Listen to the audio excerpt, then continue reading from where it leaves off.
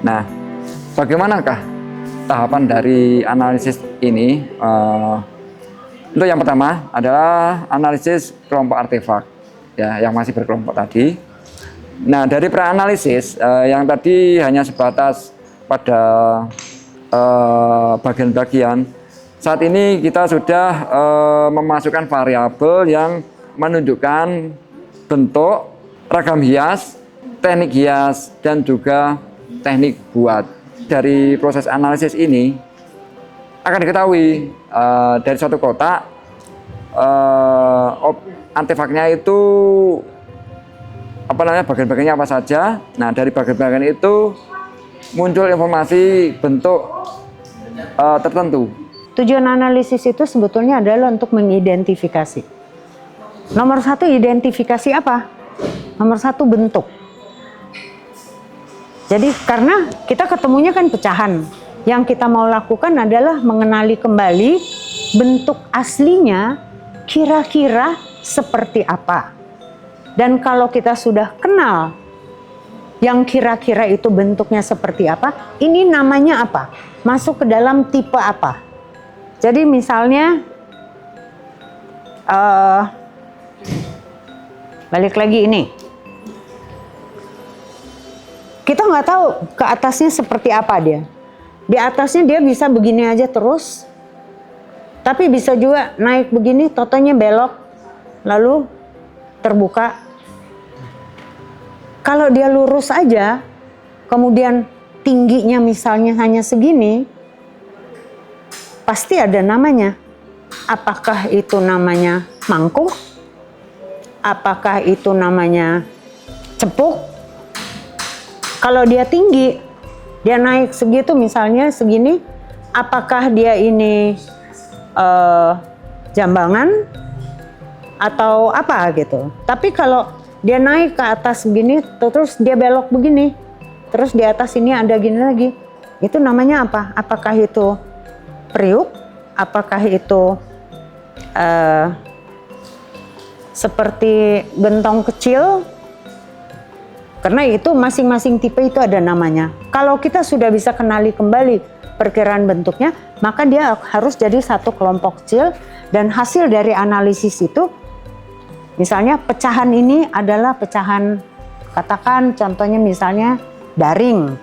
Jadi kita sudah berhasil mengenali kembali perkiraan yang pecah seperti ini tadinya adalah daring gitu. Ini untuk dasar. Nah, kalau ini untuk tepian, kita bisa lihat bentuknya seperti apa. Seperti begini, kita tidak tahu ke bawahnya ini apakah dia lurus begini atau di sini dia ke bawah lalu dia belok, atau dia rendah begini langsung gini. Kita tidak tahu. Tapi yang kita temukan adalah bagian tepian ini. Nah, yang harus kita lakukan pertama adalah mengukur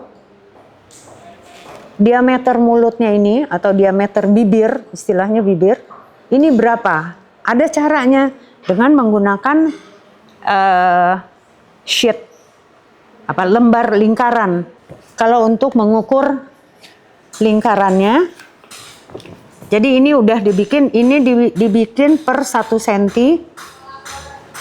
Lalu bagian bibir ini kita letakkan, nggak ada kaca. Kita coba letakkan ininya, tapi ini harus di tempat yang rata. Jadi di permukaan yang rata, kemudian ini kita tempatkan sambil melihat dia harus flat betul-betul. Caranya ya agak sedikit akrobat gitu ya, karena kita harus melihat dari samping sampai tidak ada bagian yang kosong di sini. Kalau dibeginikan, begitu juga kalau kita beginikan, tidak ada bagian yang kosong di sini. Kebetulan untuk temuan ini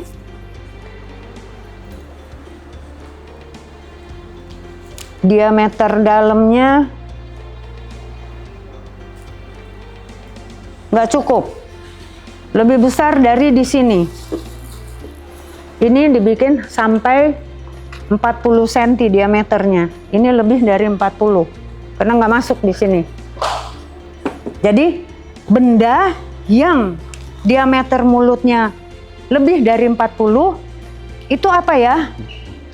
Di triwulan sini itu antara jambangan atau pasu. Beda jambangan dan pasu itu pada tingginya.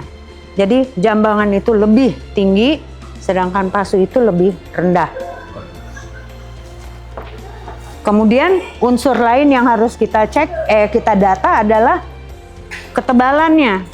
Ini ada dibantu dengan kaliper. Kebetulan ini kaliper enak sekali karena digital. Kita nggak usah hitung-hitung. Yang kita hitung tebal dari bibirnya, kemudian tebal badannya. Kalau tebal badan jangan yang ada hiasannya. Jadi kita hitung. Kemudian dalam contoh ini tebal sayap dari tepiannya ini. Dan tebal ini sampai sini. Ngitungnya karena ini pecahannya seperti ini, kita menghitungnya di tengah seperti ini.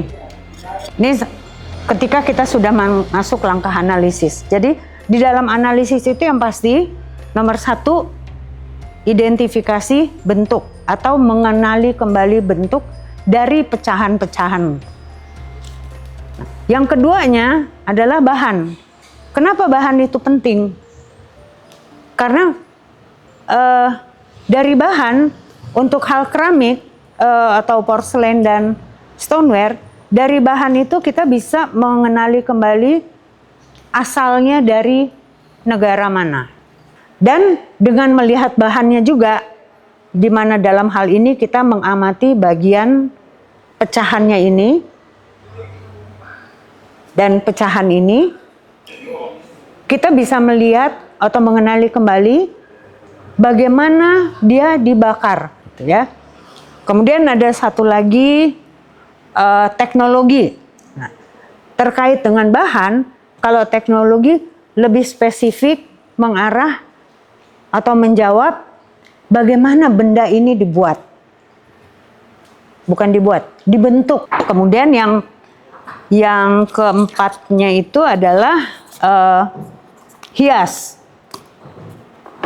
Kita di dalam analisis kita perlu mengidentifikasi hiasannya. Karena itu bagian yang sebetulnya bisa menjadi semacam ciri khas dari satu bentuk gitu loh. Dan hias itu ada macam-macam tekniknya, yang secara umum ada teknik yang tekan, yang sifatnya tekan, ada yang potong, ada yang gores, ada yang cukil, macam-macam. Dan teknik itu bisa melahirkan macam-macam motif.